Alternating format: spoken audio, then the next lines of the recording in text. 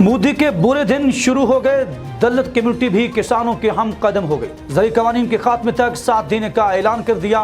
भारतीय किसान अपने हक के लिए 96 रोज से सड़कों पर हैं।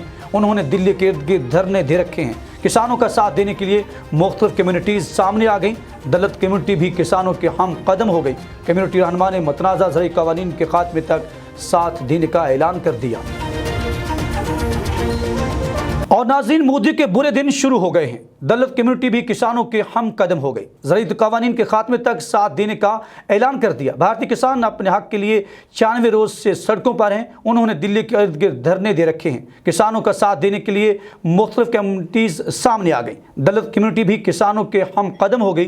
कम्युनिटी रहनुमा ने मुतनाज़ा ज़रई क़वानीन के खात्मे तक साथ देने का ऐलान भी कर दिया। सहाफ़ी बरादरी ने सब्ज़ पगड़ियाँ बांधकर काश्तकारों के साथ यकजहती का इजहार किया। जलंधर में सहाफ़ियों ने मीडिया फार्मर्स के नाम से कैंप लगाया। खुद और आम लोगों को भी हरी पगड़ियाँ बांधी। हरियाणा के किसानों ने फैसला किया कि बड़ी डेयरीज को 100 रुपये से कम में दूध फरोख्त नहीं करेंगे। कनाडा की लेबर तंजीमों ने भी भारतीय काश्तकारों की हिमायत का ऐलान कर दिया।